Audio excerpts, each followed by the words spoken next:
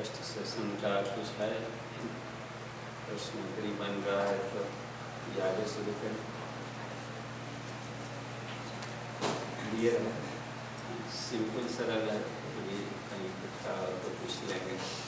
पीछे आवाज़ पहुंच रही है, इस टोन में बोलने में, इस फ्रीक्वेंसी पर बोला जाए तो पीछे सुनाई पड़ रहा है जी? नहीं पड़ेगा, थोड़ा करीब आ जाएंगे। प्राणायाम करते समय प्रैक्टिकल थोड़ा सरक जाएंगे, तो संभव है तो थोड़ा ऊपर आ जाएंगे। माइक नहीं है तो ऐसे हम किसी टोन में बोलेंगे तो साफ साफ समझ में आ जाए। सुबह के सेशन में कोई अगर प्रश्न है तो शुरू का 10 मिनट हम उसमें दे सकते हैं, क्योंकि ये भी थोड़ा लंबा टॉपिक होगा, बाद में शायद समय नहीं होगा। कुछ क्वेश्चन आंसर हैं हम पूछ सकते हैं।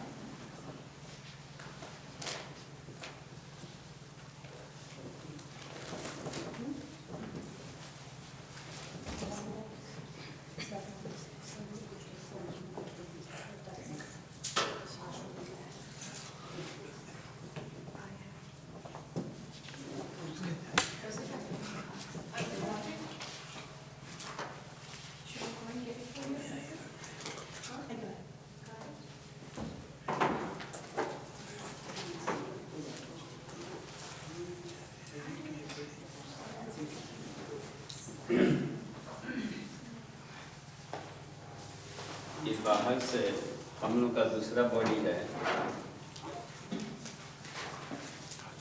बॉडी, ये सेकंड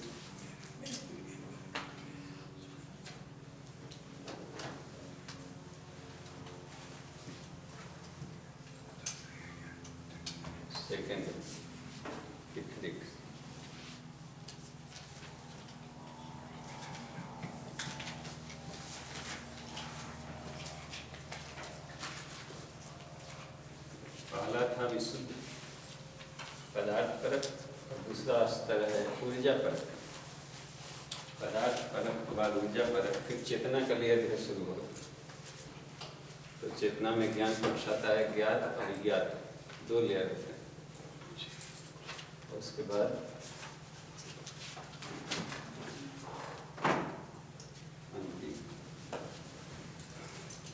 तो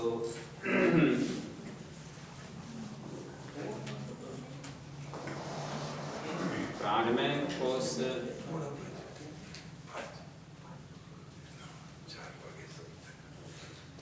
किसे कहते हैं? तो ये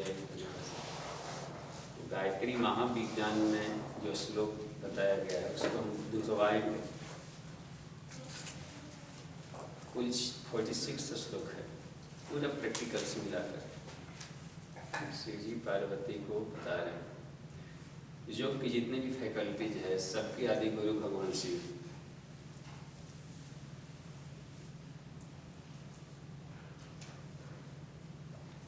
तो इसलिए जब भी पृथ्वी पर आमूल परिवर्तन करना होता है, इस प्रवाह में तोड़ मरोड़ करना, तो शिव की शक्ति धारा का अंतरिक्ष में प्रवाह फैलता है, जिसको बोलते हैं युगांतरीय चेतना का प्रवाह। और उन दिनों जो सीनियर्स लोग होते हैं, वरिष्ठ आत्माएं, उसको माध्यम बनाकर अपना काम लेके चल जाता है। सूर्य की किरणें पहले ऊंची चोटियों पर आती है, सामान्य आदमी नहीं पहचान पाता, तो जो अग्रणी है उसका अवतार कह देता है, गतिविधियां हलचल देखता है, उनको भगवान कह के अपना उनकी जय को बोल देता है। लेकिन अंतरिक्ष में अवतार प्रक्रिया अंतरिक्ष में होती है, एक प्रवाह करना है। कृष्ण ने गीता का संदेश सुनाया युद्ध भूमि में, तो उस समय उनका मन अभी अर्जुन का एकाग्र नहीं हो पा रहा था इनकी बातों को सुनने के लिए। फिर भी उनके प्रश्नों की गुत्थियों का उत्तर मिल रहा था, तो निरुत्तर होते जा रहे थे, लेकिन अभी तक से पूरी तरह एक्सेप्ट नहीं कर पा रहे। कहा कि हे भगवान, हम तो आप सब कुछ बता दिया कि अब जो कहना था हमने कह दिया, बस ये करना नहीं करना आपके जिम्मे। कि आप तो हमको समझा कर दिया और कंफ्यूज कर दिया, अब हमको खुद पता नहीं चल रहा है कि हम क्या करें।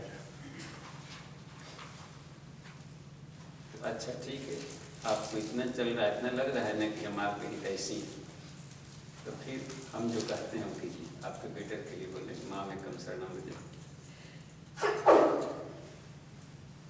जज अपना डिसीजन जरा आप फॉलो कीजिए, हम जो निर्णय दे रहे हैं फिर उसको आप फॉलो करें।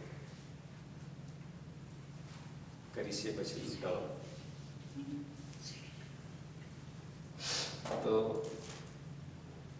युद्ध खत्म हो गया, तो अंत में जब कुछ भी अब नहीं बचा, सब कुछ सुना सुना था, सब खत्म, मर गया कुछ, अब तो कोई विषय नहीं बचा, कहाँ सोचे। तब पूछा था अर्जुन ने कि भगवान अब कहिए क्या कह रहे थे उस समय, फिर से रिपीट कीजिए पूरा गीता।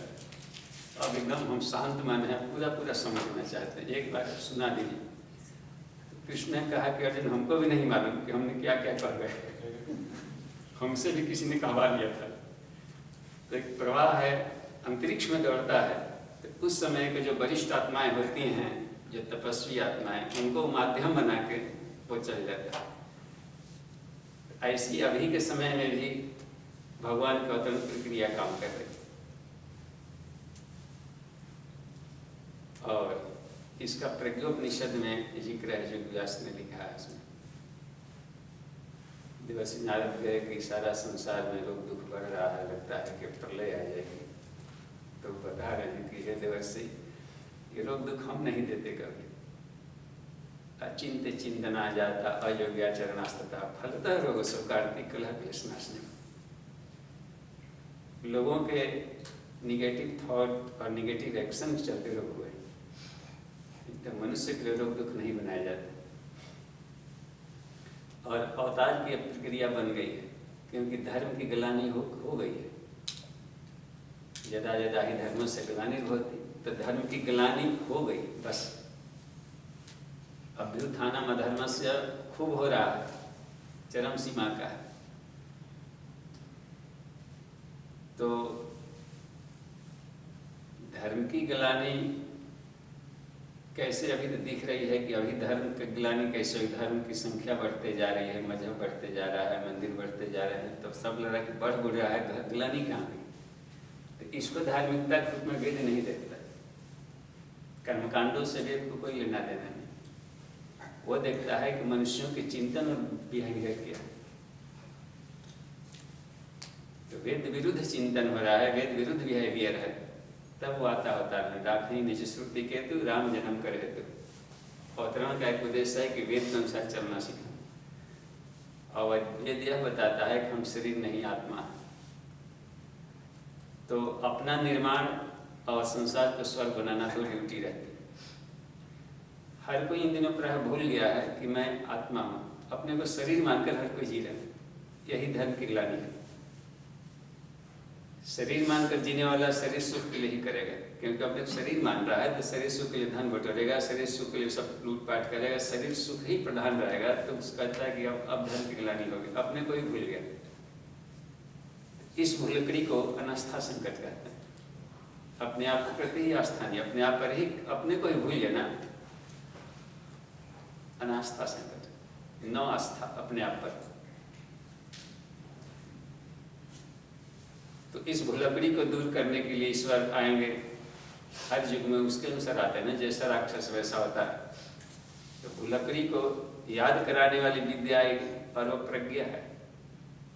प्रज्ञा से भूलकड़ी दूर होती है। मैं शरीर नहीं आत्मा हूँ। जब आत्मा हूँ तो आत्मा के लिए सारा प्लानिंग का बनाएगा कि कैसे क्या करेंगे कि हमारा आत्मज्ञान बढ़ेगा, आत्मा पुष्ट होगा, शरीर मन आत्मा को ग्रोथ होगा और संसार में लोगों को सुख मिलेगा। उसकी सारी क्रियाकलाप, उसका हर क्रियाकलाप पुण्य कहलाने देंगे। तो इसलिए अब यही सब ऐसा ही समय थे। तो वही बोले थे देवर्षि नारद को कि निराकारत्व हेतु से प्रेरणा कर तुम ईश्वर। हे देवर्षि, हम तो निराकार हैं, आपको तो मालूम ही है, इसलिए सिर्फ प्रेरणा भर सकते हैं, मोटिवेट।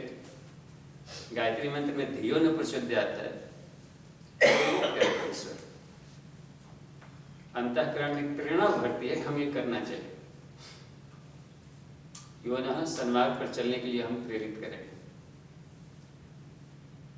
तो हम तो सिर्फ प्रेरणा भर दे सकते। इसके लिए आप एक काम करें कि वरिष्ठ आत्माओं को ढूंढें, ताकि जिनको हम माध्यम बना सकें। गति सांचलान सांचलन तत्व, शरीर की जरूरत हमें पड़ती है गतिविधियों के चलाने की।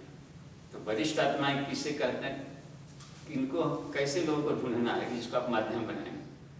कहा जिसमें 3 गुण है वो वरिष्ठ है, वो तीनों शरीरों का है। आदर्शों के प्रति अटूट प्रेम है तो वरिष्ठ है, उसको कहते हैं श्रद्धावान व्यक्ति। जिस श्रद्धावान हो, प्रज्ञावान हो, निष्ठावान हो, वो वरिष्ठ है। कहीं भी हो, किसी खोह में कहीं पड़ा हो पृथ्वी पर, किसी कुल वंश में जन्म ले लिया, आदर्शों के प्रति अटूट प्रेम को श्रद्धा कहते हैं। और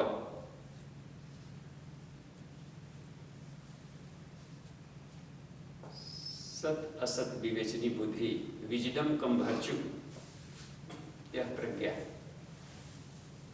मस्तिष्क में जिसका यह हो वो भी वरिष्ठ है। और उसकी श्रद्धा इस प्रज्ञा से जुड़कर आचरण में उतर गई तो निष्ठा कहलाता है, वो निष्ठावान व्यक्ति। ऐसे व्यक्ति वरिष्ठ कहलाते हैं। आप इनको ढूंढिए, हम माध्यम बना दें। ढूंढने का तरीका क्या है? कहा कि इस अमृत विद्या का जो वैदिक साइंस का सार तत्व है, गायत्री महाविद्या, इसको आप शुद्ध रूप में सामने रखें। प्रैक्टिकल्स उसके बताएं। प्रैक्टिकल को यज्ञ कहते हैं और थ्योरी को गायत्री कहते हैं। सैद्धांतिक ज्ञान है गायत्री और प्रैक्टिकल लाइफ को यज्ञ कहा जाता है। आप इसका ये अभियान प्रभाव पैदा करें, जिनमें संस्कार होगा वो स्वतः उभर के आएंगे, उनको माध्यम हम बना लेंगे। गतिविधियाँ चलाई थी, ये क्रम चल पड़ा थी। प्रज्ञोपनिषद में ये सारी बातें योग व्यास ने लिखी और उसी में गायत्री महाविद्या के ज्ञान पक्ष में आ गया। तो उसके प्रैक्टिकल पक्ष में अब ये क्लास ले रहे हैं कि अपने भीतर को अब श्रद्धा उभारनी है, प्रज्ञा उभारनी है, निष्ठा उभारनी है, काम करना है लेबर। तो वो कैसे उभारें, तो योग साधना प्रैक्टिकल बता रहे। तो उसी में है ये अपने भीतर के लेयर्स में वो सारे जहाँ तहाँ पड़े हैं कि यहाँ से उभारे। साहस कम पड़ रहा है, प्रवाह के विरुद्ध चलना है, तो साथ है जाहिर है कि अधिक प्राण चाहिए। प्राण कहाँ से लाएं, वो बल कहाँ से लाया जाए, ऊर्जा।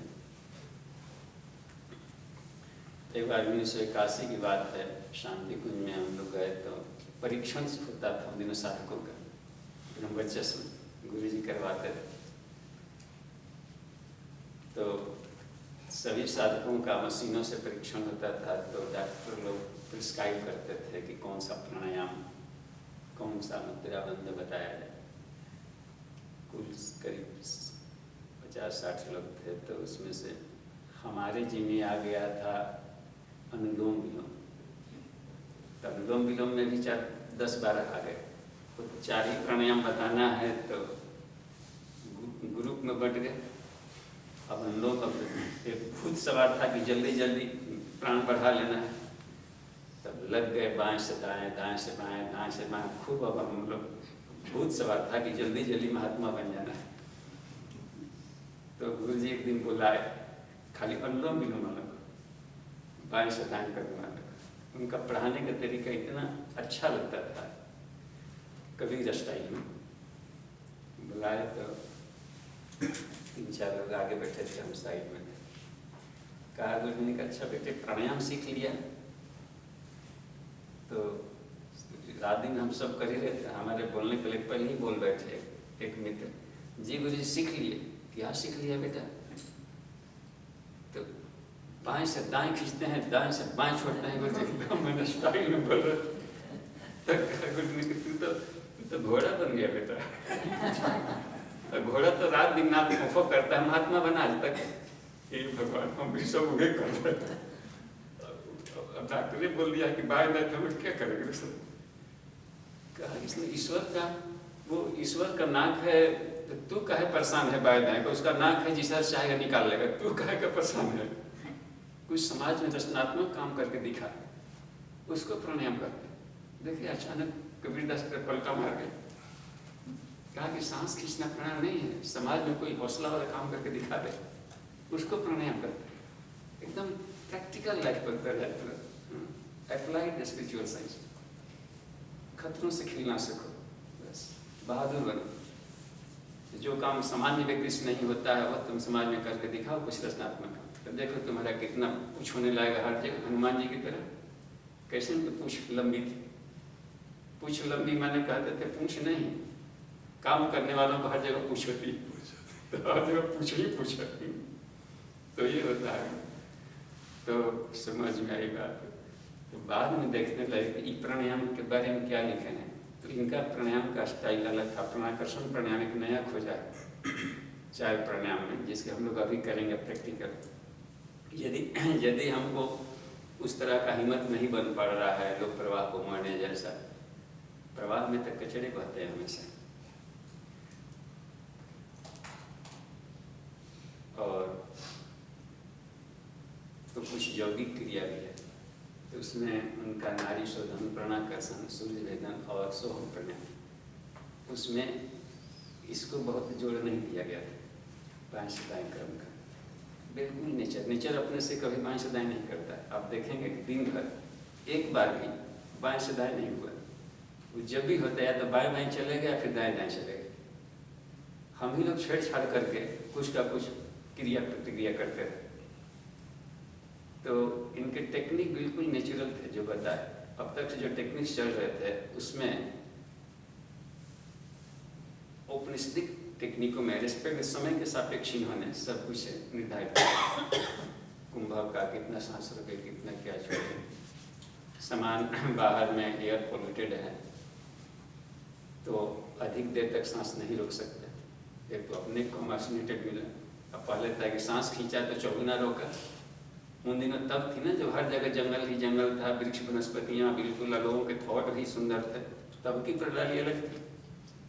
अब उन्होंने श्वसन प्रणाली में चेंजेस किए, तो ये महाकाल ही कर सकता है। हम लोग देखेंगे तो आइए सुनते हैं कि शिव जी क्या बता रहे हैं प्राणमय कोश के बारे में पार्वती जी। तो हम पीछे से सूत्र बोलेंगे, आप दोहरा लेंगे।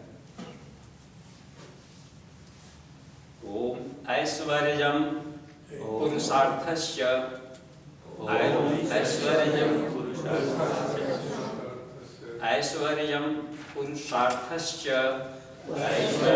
पुरुषार्थस्य ओज तेजोजसस्तथा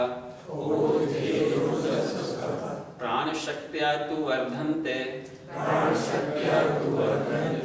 लोकानामित्य संशयम्। ताकि हे पार्वती, ये ऐश्वर्य, पुरुषार्थ, ओज, तेज और जस प्राण शक्ति से बढ़ता है। यह मनुष्यों में प्राण शक्ति यह असंशय, इसमें कोई संदेह नहीं। तो यह सब चाहिए तो प्राण शक्ति बनाना पड़ेगा। तो प्राणमय कोश की साधना करनी होगी। तो फिर उन्होंने पूछा कि तो प्राणमय कोश होता कहाँ है बॉडी में, कैसे उसको हम बढ़ावें, प्राणों का केंद्र कहाँ है, सेंटर पॉइंट कहाँ कहाँ पर कैसे बढ़ाया जाता है, तब इसका बता रहे हैं। प्राणमय कोश की व्याख्या कर रहे हैं। पंचभिस्तु महाप्राणे, लघु प्राणस्य पंचभिः, एतैः प्राणमय कोश,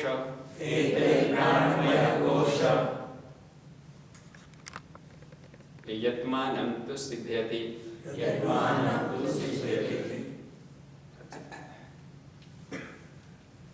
उसमें बताया है कि अब प्राणमय कोश जो होता है जातो 10 अभिरुत्तम, एतै प्राणमय कोशो जातो 10 अभिरुत्तम, ये उसका टुकड़ा। तो वो बता रहे हैं कि 5 महाप्राण और 5 लघु प्राण, इससे मिलकर प्राणमय कोश बनता है।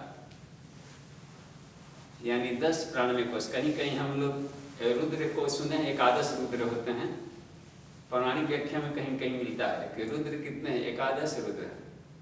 इसमें 10 प्राण और एक आत्मा मिलकर एकादश है। और रुद्र इसलिए नाम पड़ा कि शरीर से निकलता है तो रुलाता है, कोई मर गया, प्राण निकला तो घर वाला रोता है, या अपने बॉडी का किसी खास अंग का प्राण मर गया, आँख कान कहीं वो पार्ट हो जाता है, उस पार्ट को बुलाता है फिर, इसलिए इसका रुद्र नाम भी पड़ा। इसीलिए बता रहे हैं, आप इसको उच्चारण कीजिए शुद्ध रूप में। पंचभिस्तु महाप्राणे, पंचभिस्तु महाप्राणे, लघु प्राणस्य पंचभिः, लघु प्राणस्य पंचभिः, एतै प्राणमयो कोशो, एतै प्राणमयो कोशो, जातोदस्सभिरुत्तमः, जातोदस्सभिरुत्तमः। इनसे उत्तम मिल करके उत्पन्न हुआ है प्राणमय कोश। अच्छा, कमांड कैसे किया जाए इस पर? बंधेन मुद्रया चैव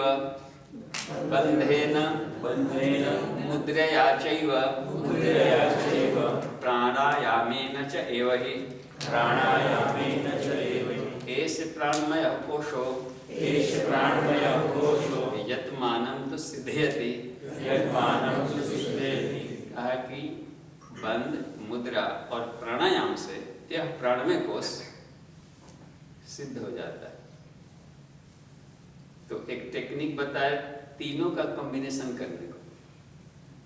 अब तक के टेक्निक देखिए, तीन आदमी बैठा है, एक केवल प्राणायाम कर रहा है, तो उसको कितना बढ़िया करेगा तो मान लीजिए 100% लाभ ले लिया।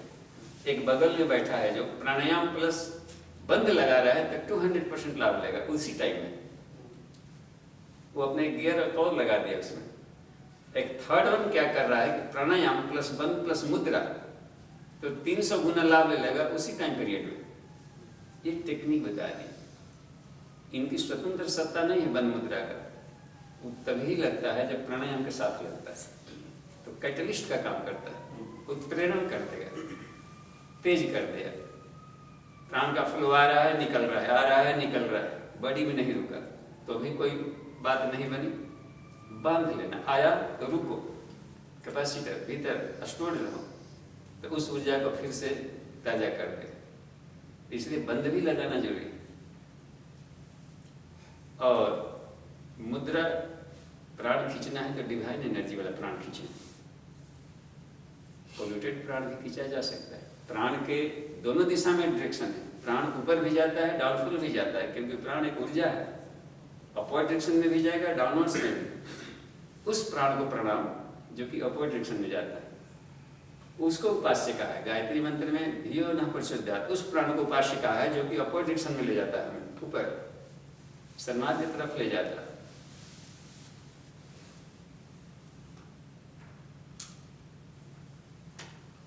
तो ओम, ये अथर्ववेद में एक आता है 10वें कांड, उसमें कहीं सूत्र है, क्या प्राण सूक्त में है, ओम प्राणाय नमो यश सर्वम इदम वसे। उस प्राण को प्रणाम जिसके बस में ये सारा संसार चल रहा है। गवर्निंग प्राण को प्रणाम कर रहा है।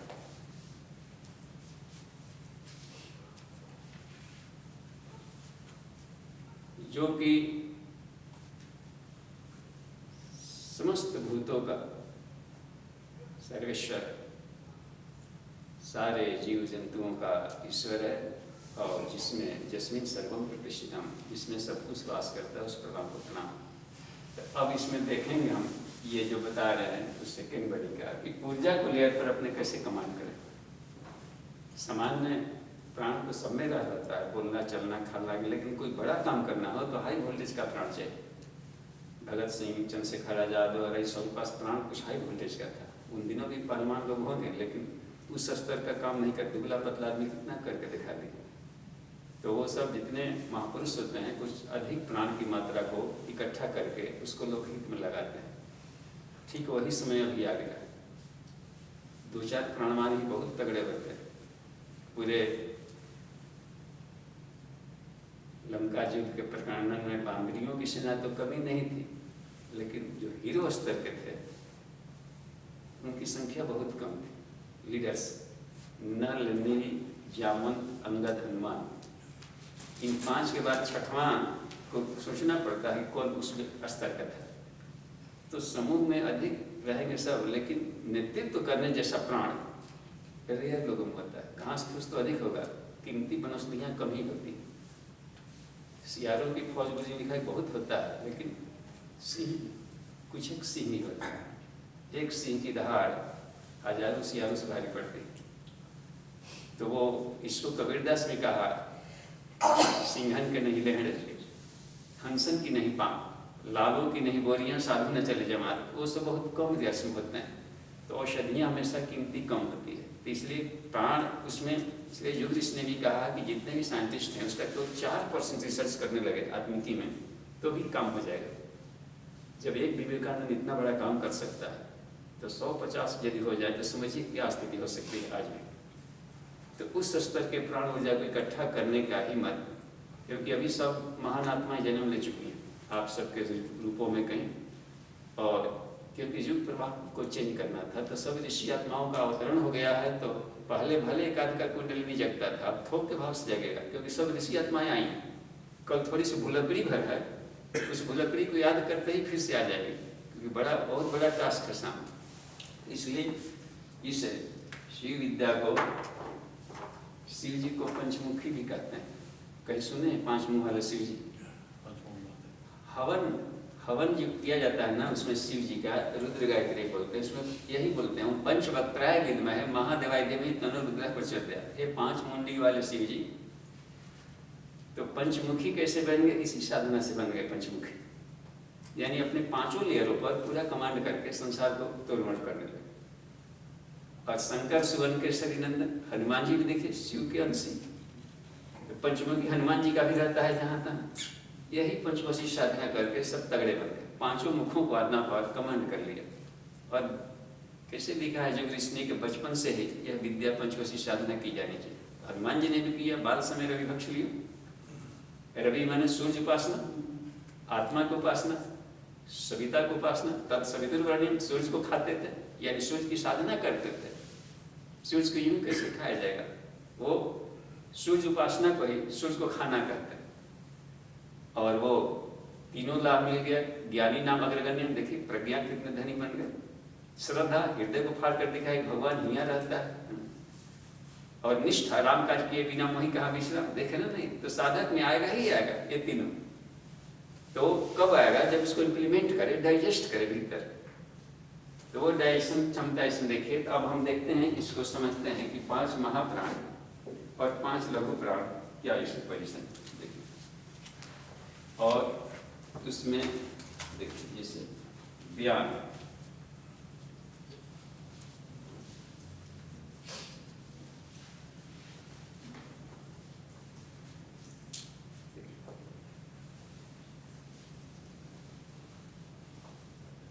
इसको लिखते हैं ऐसे करके, व्यान धनंजय, धनंजय, ये दोनों प्राण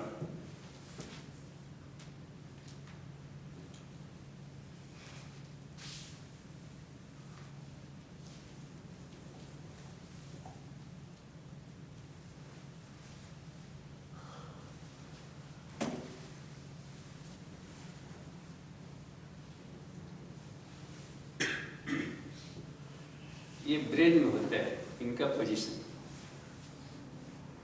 ये प्राण क्या है, प्रवाह कैसे है? एक चक्रवात के रूप में होते हैं। बाहर एक ही प्राण है, महाप्राण, और बॉडी में जब जाता है तो 10 भागों बढ़ जाता है।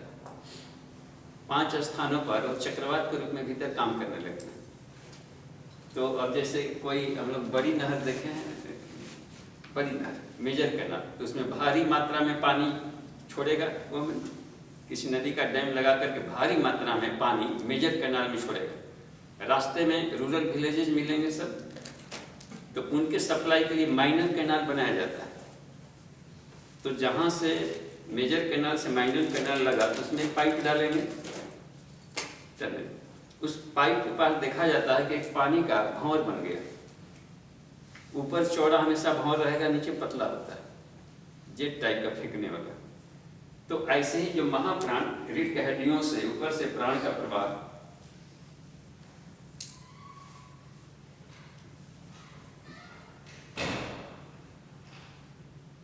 ये वर्टिब्रल कॉलम यहाँ लास्ट कर जाता है। यह है ब्रेन स्टेम।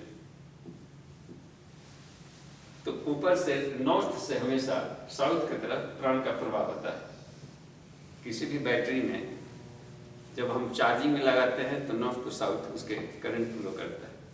तो इसको सर्वाइव करने के लिए जो चूंकि मैग्नेटिक है इसका, तो ऊपर से प्राण आकर नीचे भागेगा। ये मेजर कैनाल है रीढ़ की हड्डी, तो इसमें से अवतरित होता है ब्रेन वाला एरिया में सीधे, या प्राण यहाँ से सांस से खींचता हूँ या थॉट से आवे, दोनों ब्रेन से होकर गुजरेगा। नाक में डायरेक्ट मुंह में बीच में तालू है, तालू बांट दिया खोपड़ी को और नीचे बॉडी को। तो नाक वाला उस एरिया में खुल रहा है, सांस भी ऊपर वाले एरिया में खुल रहा है। तो दोनों तरह से प्राण आएगा, थॉट के रूप में भी आएगा, थॉट विचारों के रूप में, और बायो इलेक्ट्रिक पार्टिकल्स भी आकाश में तैरते रहते हैं। जहां तक प्राण हर तत्व कुछ फ्री इलेक्ट्रॉन्स लिबरेट करते रहता है आयंस नेचर का, उसको पॉजिटिव बोल देते हैं, तो इसको नेगेटिव आयंस कह देते हैं। जो प्रकृति से झड़ रहा है, दौड़ रहा है जहां तक, ये आवेशित होते हैं, चार्ज्ड होते हैं, तो वो उसमें आता है। अब देखिए, तो इस पार्टिकल्स में भी कहीं कहीं आगे वो, तो इसमें आया मेजर कैनाल। तो अब यहाँ पर ढेर सारे एरिया में सप्लाई करना होता है प्राण को। आंखों को बराबर, माइंड को सोचना है, बिजली चाहिए बराबर, तो ये सप्लाई होता है आसपास एरिया में भेजना है उसको। ये सब आंख कान वगैरह सब कहने के लिए काम कर देते हैं, एक चक्रवात बन जाता है। इस टाइप का एक चक्रवात बन गया ये। तो ऊपर वाले को महाप्राण कह देते हैं, नीचे को लघु प्राण कह देते हैं। इस एरिया में भी भंवर बना तो अपने आप 2 पार्ट हो गया। तो महाप्राण यहाँ पर व्यान कहलाएगा और लघु प्राण धनंजय कहलाएगा। बस ऊपर वाला है ये ये महाप्राण, ये लघु।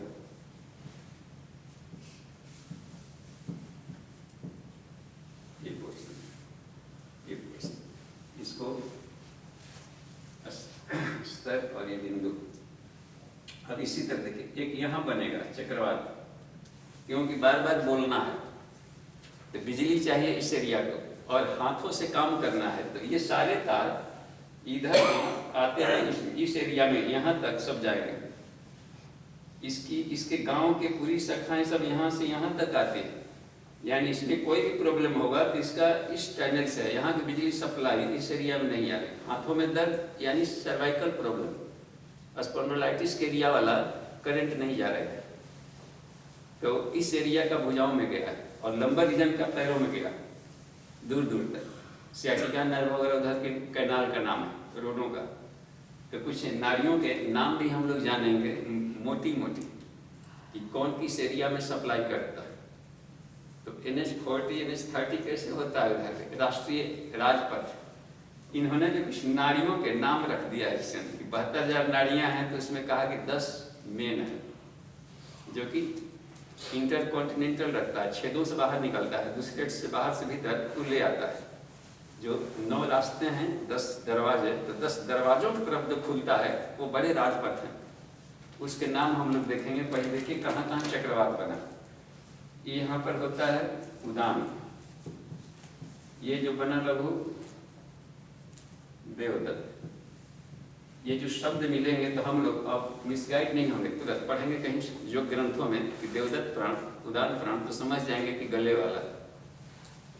और इसके प्रॉपर्टीज को योग ऋषि ने खोजा है, नया दिया है, जो अब के योग ग्रंथों में नहीं था, वो योग ऋषि ने बताया है इसका क्या भूमिका है। या यदि इनएक्टिव होगा बिजली तो शरीर में क्या क्या रोग होगा, बिजली सप्लाई यहाँ का बंद तो क्या क्या प्रॉब्लम हो सकता है। तो बाहर से बिजली नहीं तो हम साधना कर लें उस एरिया का, उसको एक्टिवेट कर लें, तो बिजली पर कमांड। एक हार्ट वाला एरिया में क्योंकि बराबर हार्ट बीट करना है, प्राण नाग,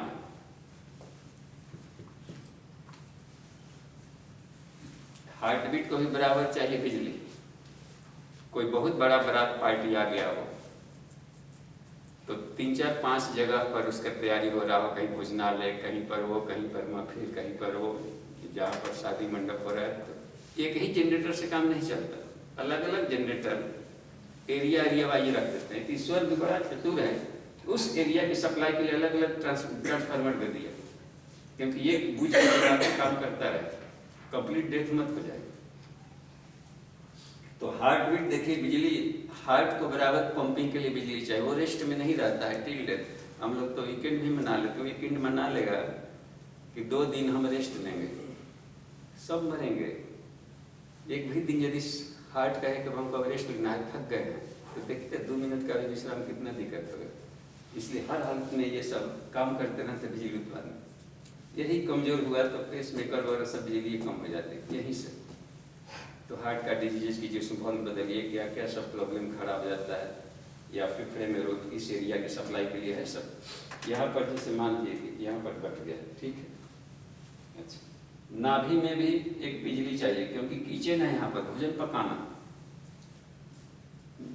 इसको बोलते हैं समान प्राण को, और इसको बोलते हैं क्रिकर। देखिए ये नाम है, 10 प्राण के नाम। और एक नीचे बनता है जो कि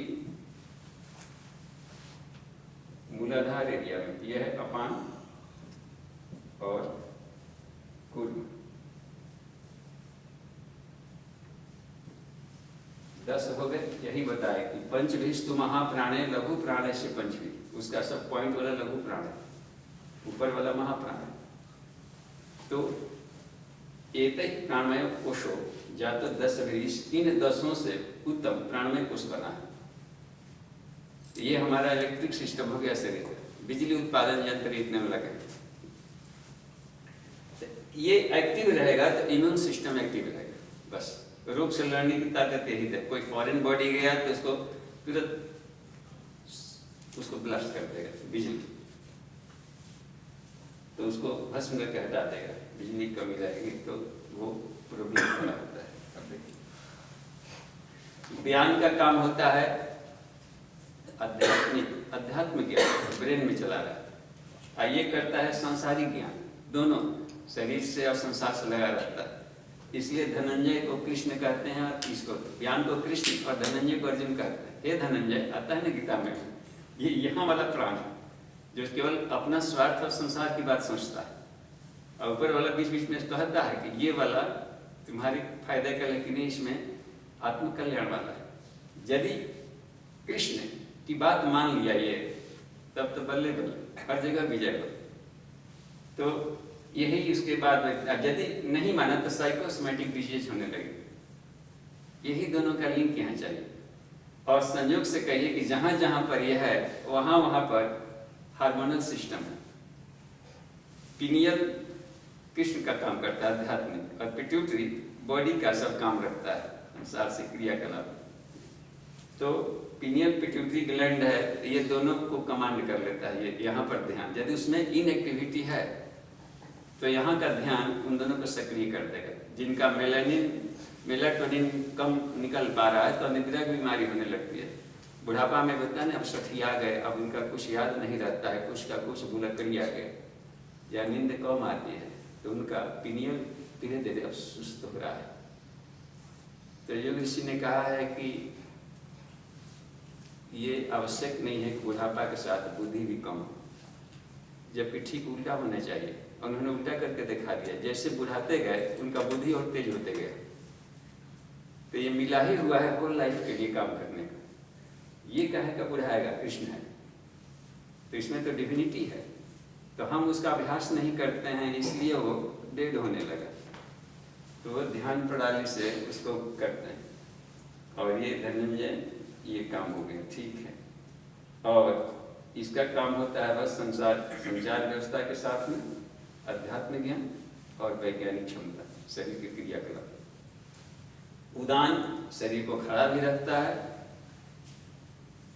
और देवदत्त कहा कि यह जम्हाई ले आता है, अन्य ग्रंथों ने लिखा था पहले। युग ऋषि ने कुछ आई व्याख्या की, नहीं इतना हल्का काम के लिए प्राण नहीं होता है। ये 24 घंटा आदमी कहाँ जम्हाई दिन भर कहाँ लेता है, कभी कभार जगह तो लिया, नहीं तो ऐसी पड़ा है। तो 1 मिनट के लिए कोई स्टाफ थोड़े रखेगा, दिन भर खिलाएगा कि तू 1 बार को जम्हाई लेना ना लेना। इसमें प्रश्नोपनिषद में पूछा है एक प्रश्न, एक ऋषि ने, कि जब आदमी सो जाता है तो जगता कौन है? क्योंकि सोए हुए व्यक्ति का भी हार्ट बीट चल रहा है, और पता नहीं सपना देख रहा है कि कहाँ, खुदे नहीं पता हम कहाँ हैं, तो उसके बॉडी के कौन देखभाल कर रहा है? इसमें जल कौन रहा? तो इसका उत्तर दिया है प्राणाग्नेय एवस्मिन् ब्रह्मपुरी जागृति। प्राण की अग्नियां इस ब्रह्मपुरी में बराबर जलती रहती है, वो जलते रहती है। तो प्राण की अग्नियां जलते रहती है, तो सारे प्राण हमेशा जगे रहते हैं, वो 24 घंटे काम करते हैं।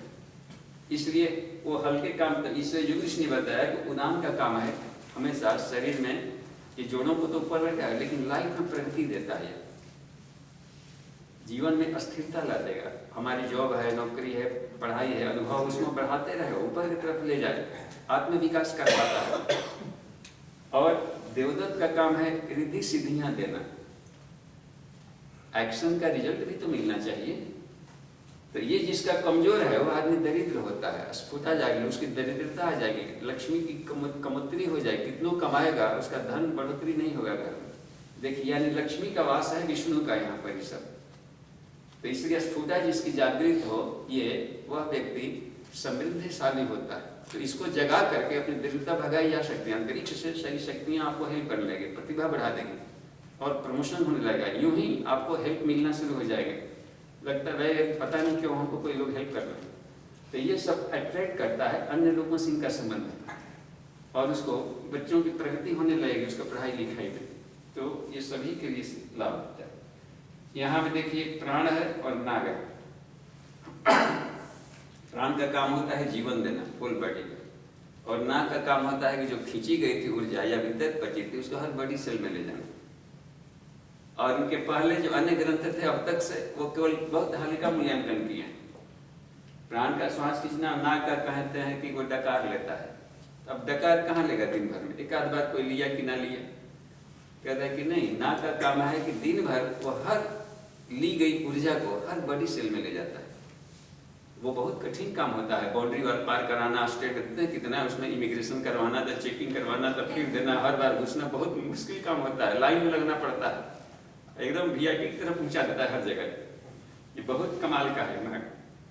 तो ये दोनों मिल करके काम करते हैं मंत्री राजा की तरह। एक ऑफिसर से जिनका प्राइवेट सेक्रेटरी है, ऐसे दोनों साथ साथ चलता है की की तरह। तो वो है। और ये देखिए इसमें समान और क्रिकल नाभि में। अब तक के पहले वाले ग्रंथ में था कि समान भोजन का पाचन करता है, बिल्कुल सिंपल, और क्रिकल छींकता है। कभी कभी गलती से चावल का कणिया भोजन कर चला गया गलती से फेफड़े वाला नली में, यहीं पर भल है दोनों, गलती सड़क करके दूसरा रास्ता पकड़ लिया तो इतना 100 किलोमीटर का स्पीड से हवा फेंकेगा, अब फेंक करके बाहर निकाल देगा, अरे गलत रास्ता है साहब, लो और फेंको, छींक देता है। तो वो भी जरूरी है, लेकिन केवल छींकने भर के लिए नहीं है। और योग ऋषि देखिए क्या बताया, क्योंकि इतना उन्होंने प्राण पर कमांड किया है कि उसका रेसा रेसा पर रिसर्च किया है गुरु जी।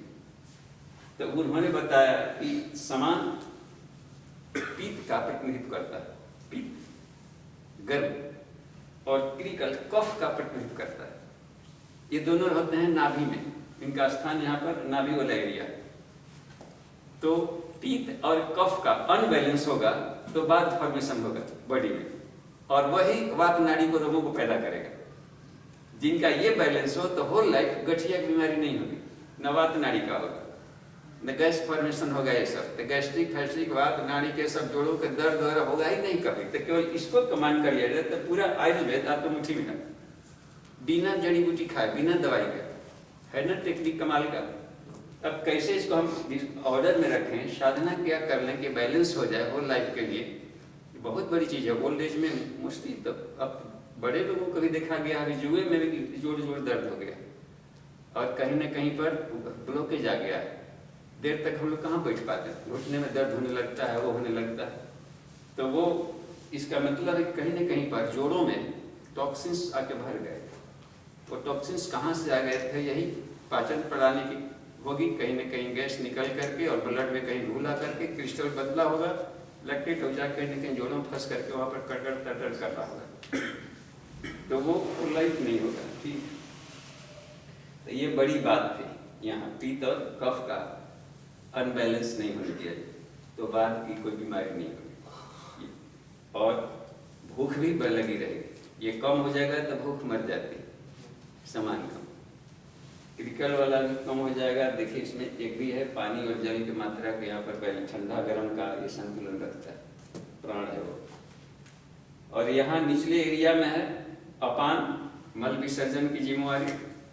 देखिए ये भले मुख्यालय रखा है ऑफिस खास एरिया में, लेकिन इसका जुडिक्शन होल बॉडी है, कार्य क्षेत्र। मल सिर्फ यही नहीं निकालेगा, पसीनों से भी मल निकालता है, आंखों से भी, कानों से, देखते हर जगह मल निकालेगा। लेकिन मेजर काम यहाँ था निकालना, भारी मलों को निकालना था, इसलिए अपना मुख्यालय यहाँ रखा कि सुविधा होगी भारी काम करना। श्वास को ग्रहण करना था, इसलिए अपना मुख्यालय इन्होंने रखा जहाँ पर श्वास लेने देने का केंद्र है। इनको न पचाना मुख्य काम था, तो देखिए भोजनालय रख लिया पेट में अपना हेडक्वार्टर, लेकिन हर बड़ी सेल्स में पचा रहा है वो और रसोई काम कर रहा है। तो ये मुख्यालय सिर्फ यहाँ पर है, लेकिन इनके भीतर से प्राणों की सप्लाई फुल बड़ी होती है।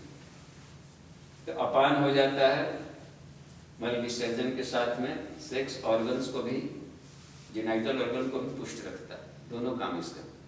और पूर्व में संतान उत्पत्ति की क्षमता को बनाए रखता है, जो उसको वो बैलेंस रखता है। तो ये उन सकत्व की जिम्मेवारी भी इसकी रहती है, दोनों मिल करके पूरी भूमिका यहाँ निभाते हैं।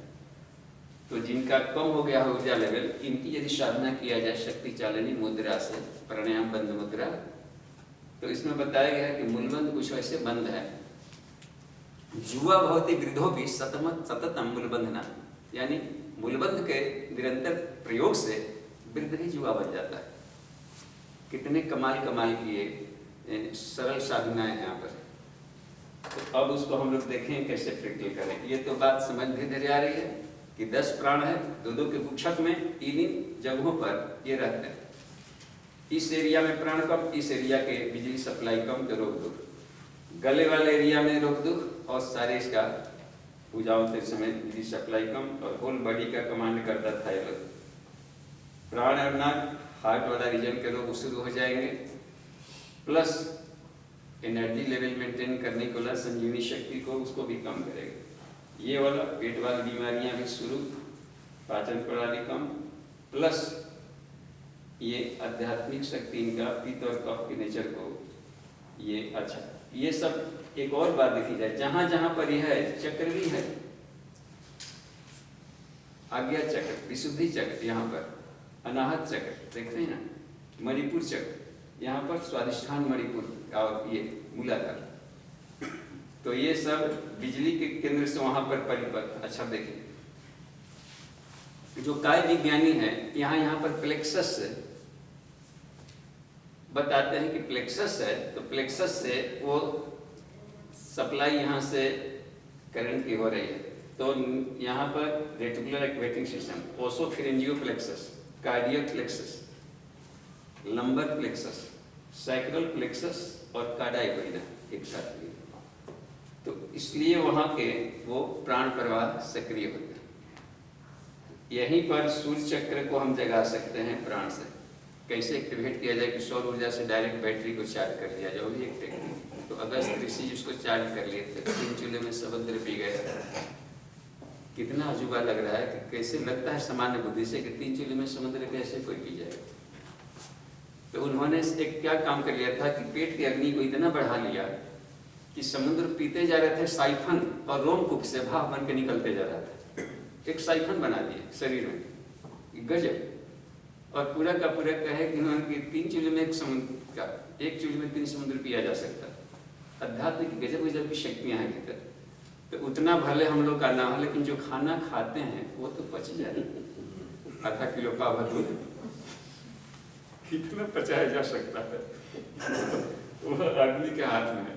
तो जिसने तो टेक्निक बता दें कि होल लाइफ आपका पेट खराब ना हो, कुछ वैसी योगा बता लें। हमको पिछले 30 वर्षों से यह रोग दुखा है, जबकि सब ये था और कहीं कोई सिस्टम में ये प्रॉब्लम नहीं है। तो ये प्रैक्टिकल से हम ये देखते हैं कि क्या इसका प्रैक्टिकल्स हो सकता है।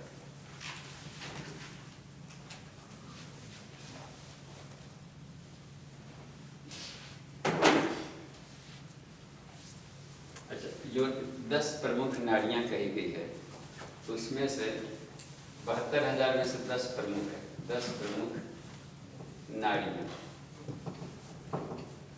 उसमें से आप लिख सकते हैं सुषुम्ना, एक है नंबर 1 में सुषुम्ना, 2 ईड़ा, 3 पिंगला,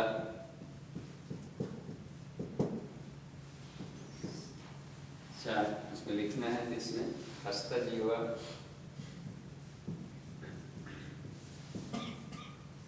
5 गंधारी। ठीक है ना? देखिए कहाँ से कहाँ तक जाता है, ये रोड है बॉडी में निकलेगा, सब नाभि से कुंडलिनी से निकलेगा मेन, क्योंकि प्राण का है केंद्र, सारा प्राण ऊपर से है, सूर्य की शक्ति तो सीधे सूर्य का यहाँ केंद्र है, तो प्राण खींचा यहाँ जाएगा, यहाँ से बिजली सप्लाई हर जगह जाती है, और चेतना का मुख्यालय है यहाँ से हर जगह वो जाता है। सहस्रार और कुंडलिनी 2 पार्ट्स में यह मैग्नीफिक काम करने लगता है, कि नॉर्थ पोल साउथ पोल में यहाँ प्राण का केंद्र है ऊर्जा का, तो एक ज्ञान का केंद्र है, ऐसे काम कर लेते हैं, यहाँ से सप्लाई भेजता है लेकर, इसलिए यहाँ से निकल कर सभी नाड़ियाँ जाएगी। तो ये सब निकलेगा कुंडलिनी से, इसका ओरिजिन है कुंडलिनी से कहाँ तक जाएगी, सुषुम्ना ब्रह्मरंध्र तक, ब्रह्मरंध्र वो सीधे यहाँ से ब्रेन से निकलेगा, ये वाला एक नाड़ी यहाँ से आकर सीधे जाती है, जो यहाँ से जाए उसको बोलते हैं सुषुम्ना, मेन राजपथ है। इसको आदमी का जब शरीर बना दिया, उपनिषद बनाता है, तो सब देवता लोग कहे कि हम लोग को बना दिए, बोले कि हम लोग रहेंगे कहाँ, पृथ्वी पर आ गए, तो कहा कि घोड़ा का शरीर दिखा उसने, तस्मात् अश्वा जायत, पुरुष सूक्त में, तो उसमें घोड़ा के फ्लैट में घुस कर लोग देखा, कैसे हम लोग फ्लैट चुनते हैं, किसमें किसको खरीदें किसको रहेगा, कि हाँ ठीक है लेकिन खूब ठीक नहीं है, बाहर निकल गया सब। गाय वगैरह का भी बॉडी बनाया, अजवी अजा वगैरह, तो जब जाके घुसते थे और गाय में घुसा तो कुछ देर तक रुका भी, एक आध दिन, कहा कि नहीं वो मजा नहीं आ रहा है अभी भी, तो फिर निकला, लास्ट में ह्यूमन बॉडी बनाया, और इसमें सब घुसा तो निकल ही नहीं रहा था, कहा कि अपना अपना फ्लैट चुन लो, अपना अपना रूम, तो सब चुन लिया, सूर्य और चंद्रमा आंखों में आके जगह लगी। देखिए रुद्रो ललाटे, शिव जी आ गए ललाट में, ब्रह्मा मूर्धनि सिखाया विष्णु, गजब, आंखों में इसमें भी आ गए प्राण वाला, और शुक्र बृहस्पति, कर्णयो शुक्र बृहस्पति, नासिकयो वायु दैवतम, उभय संध्या चौष्ट, दोनों संध्याएं ओठों में आ गई, दंत पंक्ति अश्विन अश्विनी कुमार दंत पंक्तियों में आ गई, जीवा तो सरस्वती। देखिए सब अपना अपना पोजीशन करके ले लिए, तो अब इनके लिए कोई जगह नहीं छोड़ा कि हमको बिना, हम कैसे बॉस ऑफिस में खाली स्टाफ भर रहेगा तो कैसे होगा, बॉस को घुसने को नहीं मिला, तो अपने लिए ब्रह्मरंध्र बना के, हम अपने से फोड़ के डायरेक्ट दरवाजा बना के अपने घुसे, इसे ब्रह्मरंध्र कहते हैं।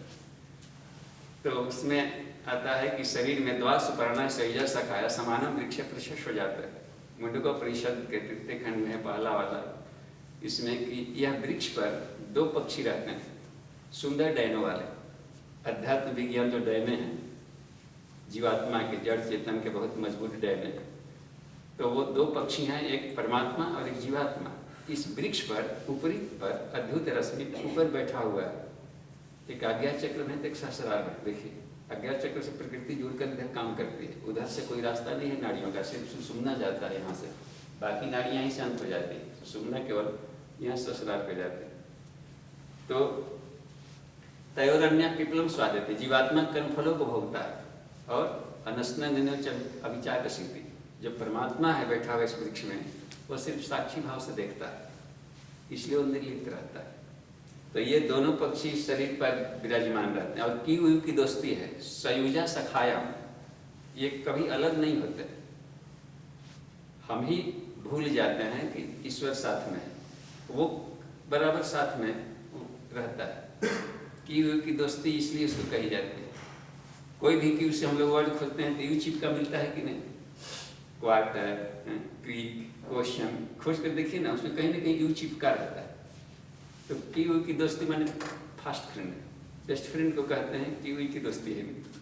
तो ऐसी सहिजा सखाया है, तो ये शरीर में ये रहता है। एक बार जलंधर ने कहा था शिव जी से कि आपके हम भी बेटे हैं, कहते हैं कि तुम हमारे अंश हो, और उनके तेज से पैदा हुआ था जलंधर, तो आप हमको इतने कष्ट में क्यों डाल दिए, आप निष्पक्ष पिता नहीं है, इंद्र के पक्ष ले लेते हैं, उसको ले लेते हैं, हम भी आपके बेटे हैं। कहा कि तुमको ऐसा लगता भर है कि तुम्हारे हम साथ नहीं है, हमेशा तुम्हारे हम साथ रहे, तुमको ही तुम नहीं भूल गए कि हमको देखना कि हम तुम्हारे साथ चल रहे, हमने कभी साथ नहीं छोड़ा। ये ईश्वरीय चेतना हमेशा साथ में रहती है, तो हमें उसको लकड़ी को उसमें ये जोड़ना पड़ता है, तो ये हो जाता है ब्रह्मतंत्र। देखिए ईड़ा बायां नाक, बायां नाक, पिंगला दायां नाक, सब निकलेगा वहीं से, कुनीन से। लेकिन इस मान लीजिए दायां नाक में प्रॉब्लम है तो वो काम करेगा। अब इसका नेचर फिर हम लोग जानेंगे। ये जो पिंगला है वो गर्म नेचर का है, तो यदि सर्दी जुकाम हुआ है तो इससे हम सांस ले लेंगे तो गर्मी पैदा होगा तो भगा देगा। ये इसके फायदे हैं कि किस तरह से कैसे करंट दौड़ता है, तो उस एरिया का। अब इसमें देखिए हस्तजीवा, ये दायां आंख है, दायां नेत्र, बायां नेत्र, दाहिना आंख में गड़बड़ी है तो हस्तजीवा नाड़ी को हमको सफाई करनी होगी, करंट सप्लाई। इसमें ऑप्टिक नर्व्स के माध्यम से उधर करंट सप्लाई ले जाता है। गंधारी, आंख में गंधारी पट्टी वाली थी, कहीं न कहीं नाम भी इसी ढंग का ऋषियों ने रख देता है आंखों वाली नाड़ियों को। सब नाड़ियाँ 7 ऋषियों को भी कहा कि अपनी फेस में रखते हैं, 7 ऋषि, जैसे कि कश्यप वशिष्ठ नाकों में रहते हैं, ईड़ा पिंगला में, तो भरद्वाज और गौतम कानों में होते हैं, आंखों में विश्वामित्र और जमदग्नि, और मुंह में अत्रि। ये 7 ऋषिगण भी शरीर में होते हैं। पूछा है प्रश्न में कि जब सृष्टि की उत्पत्ति नहीं हुई तो क्या था यहाँ पर, तो उपनिषद कहता है कि ऋषि थे। तो ऋषि कहाँ से आ गए, ऋषि क्या है, तो प्राण ही ऋषि है, प्राण को ही ऋषि कहते हैं। तो क्योंकि विश्वामित्र या जमदग्नि नाम जब रखा गया होगा तो उनके भी तो नामकरण संस्कार हुए होंगे, उसके बाद वेद नहीं बना। वेद में सब नाम थे इसलिए उनका नामकरण हुआ है जमदग्नि। ओम कस्य पश्चात त्राय समिति गिरिवाया है ना, वेद मंत्र बोलते हैं हवन में, ओम त्राय सम जपदा वेरिटी ललाटे। अब ऐसा नहीं जमदग्नि जन्म लिए तब वेद मंत्र बना, उसमें जमदग्नि था इसलिए इनका नाम जमदग्नि रखा गया, वैदिक नाम रखे गए। तो वो ये सारे प्राण हैं जो कि शरीर में दौड़ते रहते हैं, प्राणों के सब नाम, करंट बहने वाले फ्लो, ये है गंधारी, ये ट्रैक का नाम है 6, ईड़ा पिंगला 2 2 4 1 5, ये हो गया। अब कान वाला बच रहा है, पूषा, दाया कान, 7 यशस्विनी बायां कान, बायां, और 7 हो गया, 2 नीचे है इसमें से, और एक सुषुम्ना, ईड़ा पिंगला, एक मुख हो जाता है 8, तलम्बुसा, ये मुंह में खुलता है। कोई व्यक्ति मरा तो उसके प्राण कहाँ से निकले फेस से पता चल जाता है, आँख से निकलेगा तो आँख खुला रह जाएगा, मुंह से मुंह बवा गया, मतलब इसी रास्ते से वो गया, निकला उसका प्राण। बाकी रोड ब्लॉक होगा तो अपना चल दिया होगा, इस रास्ते में अभ्यास बनाया होगा चलने का, इधर सफाई नहीं किया होगा, नहीं तो मेन राजपथ से निकलता उस मुख्यालय की तरफ। फिर भी क्रेनियल रीजन के किसी पार्ट से निकलता है तो अच्छा माना जाता है। ये सब ऊर्ध्वगामी प्राण है। तो कलम्बुसा ये मुख में होता है, इसमें अत्रि ऋषि रहते हैं। अच्छा, नीचे 2 है, 9 और 10। एक होता है कुहू जो कि मूत्र मार्ग से वो खुलता है, मूत्र मार्ग, और शंखिनी, शंख प्रक्षालन के होते हैं क्रिया, यह है मल द्वार से निकलता है, गुद द्वार, इसके वो रास्ते हैं। तो ये बॉडी से बाहर निकलने वाले स्थान है। तो इनको इतनी नाड़ियाँ मुख्य है। कोई कहे कि 72 है तो 10 रोड चुनिए, तेज चुनना चाहिए, नहीं 3 ही रोड चुनिए, ईड़ा पिंगला से सुनना चुनिए, बस मेन। और एक चुनना है तो सुषुम्ना चुननी चाहिए, बस मेन राजपथ।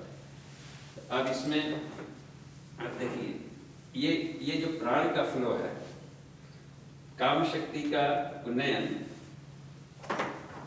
प्राण शक्ति है, इसको मिटा दे रहे। आपने लिखी है, थ्योरी जानने के बाद प्रैक्टिकल थोड़ा आसान हो जाता है और करते मन लगता है। फिर प्राणायाम की प्रक्रिया बिल्कुल सरल प्रैक्टिकल होता है।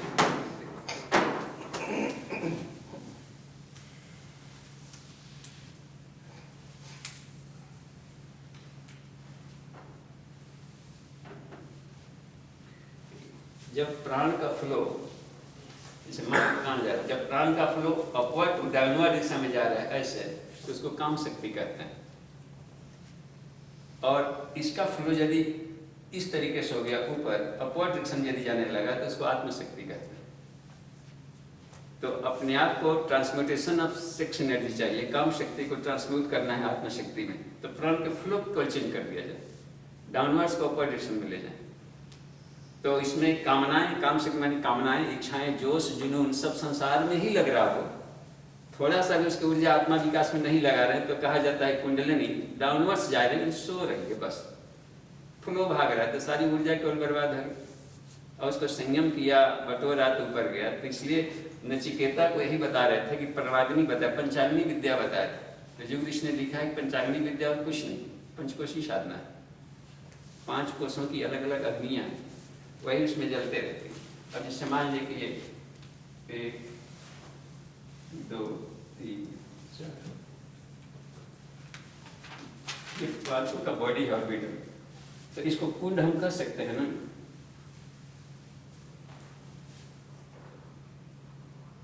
पाँच 4 3 2 1, ये 5 कुंड हो गई आत्मा है। कुंड, तो कुंड में दबी पड़ी अग्नि कुंडलिनी, कितना सरल। जो कुंड के भीतर दबी पड़ी आग है उसको कुंडलिनी कहते हैं। उस आग को जगा दिया जाए तो कुंडलिनी जगी। और इस तरीके से पंचकोशी साधना से कुंडलिनी जगाएंगे तो कोई साइड इफेक्ट नहीं होता, क्योंकि इसकी प्रक्रिया स्लोली होती है और वह ऊर्जा शरीर में खपती जाती है। और इसमें इसके लाभ बनते हैं। तो इसमें बताया है कि इस कुंड में जो बाहर का, अच्छा प्याज को यदि हम काटें, ऐसा डायग्राम हो जाएगा ट्रांसवर्स, यानी किसानों को भी बताया जा सकता है पंचकोशी साधना प्याज के द्वारा। किचन घर गृहिणी के प्याज लाइए बताते हैं, पढ़ाते हैं। काटिंग ये होता है, सेल है बॉडी में, आत्मा के चारों तरफ। या दीपक जला दिए तो मत बुझे तो लैंप का शीशा रखेंगे, 1 2 3। प्याज में यदि हम वर्टिकल काटते हैं तो ये मान लीजिए फ्लेम हो गया, 1 2, ऐसे प्याज बन जाता है। तो ये सब कोष कहलाते हैं। ये बीच में आत्मा है, रोशनी। इसकी रोशनी बाहर क्यों नहीं आती है? जो लैंप के शीशे डाले गए हैं अलग टाइप के, इसमें कालिख जमा है, इसलिए रोशनी बाहर नहीं आती। इस कालिख की सफाई को साधना करें, सिंपल है। जो साफ किया उसकी प्रकाश बाहर गया। तो इसलिए अब इसमें अब ये बता रहे हैं कि वो इन कुंडों की अग्नियों का क्या नाम है। 5 अग्नियां हैं प्राणाग्नि, प्राणाग्नि। तो एक में इसको कहा कि प्राणाग्नि है जो बाहर वाले कुंड में, दूसरा जीवाग्नि, तीसरा योगाग्नि, ये अग्नि तो योग की अग्नि पैदा करे, योगी बने, योगाग्नि। 4 को आत्माग्नि कहते हैं, आत्मवर्चस्व। और 5वां है ब्रह्माग्नि। यही 5 अग्नियां हैं जो कुंडों में दबी पड़ी। अच्छा, हम लोग हवन करते हैं तो अग्नि प्रदीक्षिणा में कहता है यूं यूं पंखा से, ओम उद्बुद्ध स्वाग्नि प्रति जागृहि तमिषा पठते सगन शिर्थामयम च अस्मिन् सदास्ते अद्भुतरस्मिन् विश्वे देवा यजमानस्य। इस मंत्र बोलते हैं, ऐसे करते हैं। तो इस कुंड की अग्नि जलानी है तो कुछ पंखा से करना पड़ेगा। यही पंखा उधर उपाय बता दिया गया। आसन उपवास तत्सुधि तपस्या, आसन उपवास तत्सुधि तपस्या, ईवल आगे जल जलेगा, तेज हो जाएगा। कहते हैं कुंडलिनी जब जगती है तो रोग भस्म हो जाते हैं। तो उसमें हल उत्तर भी दिया गया है कि शरीर निरोग हो जाएगा, सबका होगा। आज से लाभ, ऐसा नहीं कि 10 दिन के बाद आज कीजिए तो आज से लाभ मिलना शुरू, बस परा साइंस है, बिना विलंब का आज से मिलना शुरू हो जाता है। तो इसलिए इसमें, तो इसलिए पहले धरती पर हर कोई ऋषि स्तर के होते थे, ऋषियों का देश था, सब मस्त मस्त रहते थे। तो इनकी साधना कर लिया करते थे। हम सेकेंड वाले को आग जलाना हो, प्राणायाम बंद मुद्रा, प्राणायाम बंद मुद्रा का पंखा लगाएंगे, बुलवर चलाएंगे तो इसकी आदत थक जाएगी। तो ये अपना स्वर पुरुषार्थ हो तेजस दे देगा। तो ये टेक्निक है इसमें। तो हम लोग ये जीवाग्नि को, अभी जीवाग्नि को जीवनी शक्ति भी कहते हैं, जीवनी शक्ति।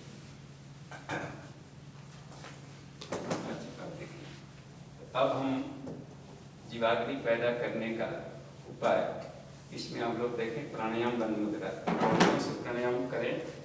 लिखिए 3 उपाय में है प्राणायाम। 1, दूसरा है बंद,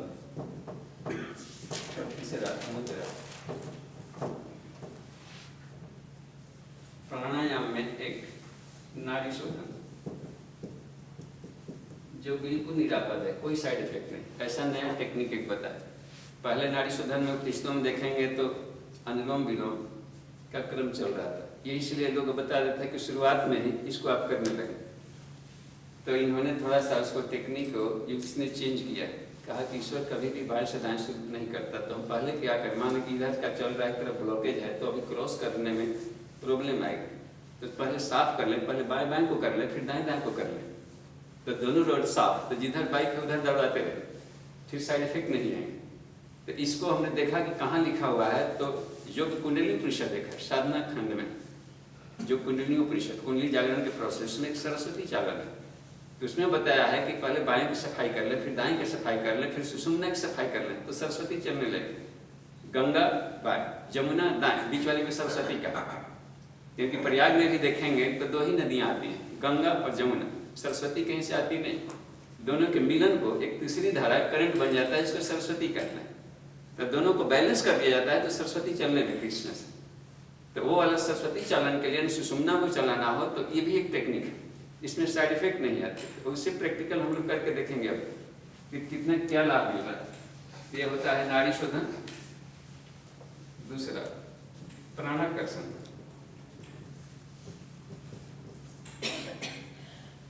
ये इस नाम से प्राणायाम नहीं था, यानी कहा जा सकता है युग ऋषि को कि पतंजलि परंपरा में युग ऋषि का एक नई देन प्राणाकर्षण प्राणायाम। हर ऋषि परंपरा को उन्होंने थोड़ा सा ऊपर उठाया। तो यानी प्राण को बाहर से खींचा जाए और शरीर में उसको भरा जाए। प्राण हीलिंग, सेल्फ प्राण हीलिंग। जब खुद ही प्राण हीलिंग ना करेंगे दूसरों को कैसे हम प्राण हीलिंग करेंगे? अपने को पहले स्टोर करना पड़ता है दूसरों को देने के लिए। तो इस प्राण को अधिक से अधिक अपने भीतर भरें, इसके लिए प्राणाकर्षण है। बाहर के समष्टि प्राण को खींचना और व्यष्टि प्राण में भरना, और अपने लघु प्राण को हल्के फुल्के सड़े गले बासी प्राणों को बाहर निकालना। इस तरीके से टॉक्सिन्स निकालना, डिविनिटी भरना, टॉक्सिन्स निकालना, डिविनिटी भरना, इस तरीके से प्राण हीलिंग करना। तो इसका हम लोग ये टेक्निक्स बहुत जरूरी थे। पहले जितने प्राणायाम होते थे वो मोस्टली नाड़ियों की सफाई करते। सारे प्राणायाम कोई ना कोई नाड़ी साफ करेगा, लेकिन प्राण हीलिंग के काम इसके द्वारा होता है। प्राण को आकर्षण करना, भरना, कैसे खींचेंगे, कैसे भरेंगे, इस पर हम लोग सोचेंगे कैसे आता है बाहर से प्राण। तीसरा सूर्य भेदन, ऑब्लिक, अनुलोम विलोम। देखिए ये क्रम ये रखा, यहाँ पर करेंगे तो कोई प्रॉब्लम नहीं होगा, कोई साइड इफेक्ट नहीं आएगा। इसकी बारी यहाँ पर रख सकते हैं, कर देंगे। एक टेक्निक होता है, सीक्वेंस में रखेंगे किसी भी साइंस को तो वो क्रम से तो साइंटिफिक हो जाता है और उसके साइड इफेक्ट नहीं है। शुरू में हम लोग ध्यान उसमें रहता है लगाने प्रणाली, पतंजलि ने दिया है 7वें स्टेज पर ना, इसलिए उसको मन भटकने की बात नहीं आती। अब शुरुआत में उस गियर में लगाते हैं तो खंड की मन भटकता है, तो नीचे का भी प्राण के लेयर साफ नहीं होते हैं, इसलिए इधर तक खींचता है। तो ये सीक्वेंस में बहुत अच्छे क्रम का है। और फोर्थ में है चौथा सोहम प्राणायाम।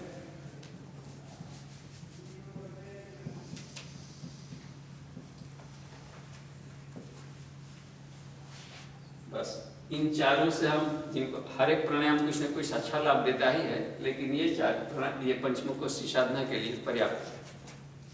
पांचों लेयर्स को बिल्कुल साफ कर देगा इसमें। तो हमें आत्मिकी की यात्रा में चलनी